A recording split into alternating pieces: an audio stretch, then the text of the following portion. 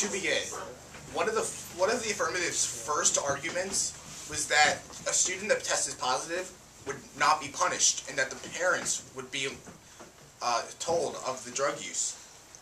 But then, later in their speeches, they mentioned of a $250 fine with an indefinite suspension for the first offense, and a $500 fine with an indefinite suspension for the second offense.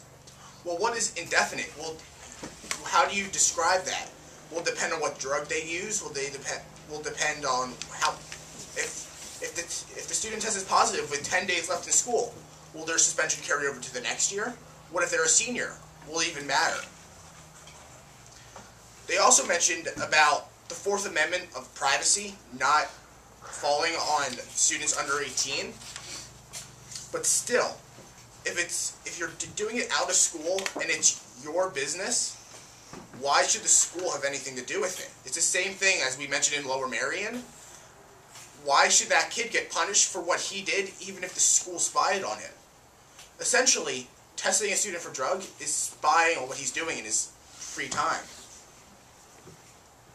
If you're going to tell the parents what they do, obviously the parents don't.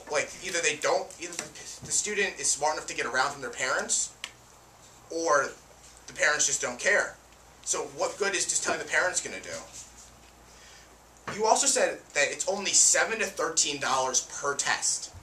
But with 800 schools and an uncountable number of students, how many tests are going to be needed? If it's going to be truly random, the testing, every student's going to have to be tested. So if they're $10 a test, that price will just grow and grow and grow. You also said that it's only about 50 to 80% accurate. How about that other 50 to 20%? If a student has straight A's and is on honor roll in the National Honor Society, and a false positive comes up, that could ruin their life. You also talked about how all these students in schools that have drug testing say it's help. Who are those students? Are those students drug users? Are those students straight edge? Your examples were just too minimized. Overall, this plan can and will not work. As you can see by mine, as well as my partner's arguments, this plan is both impractical and undesirable.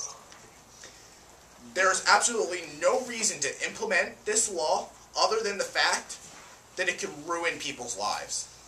Thank you.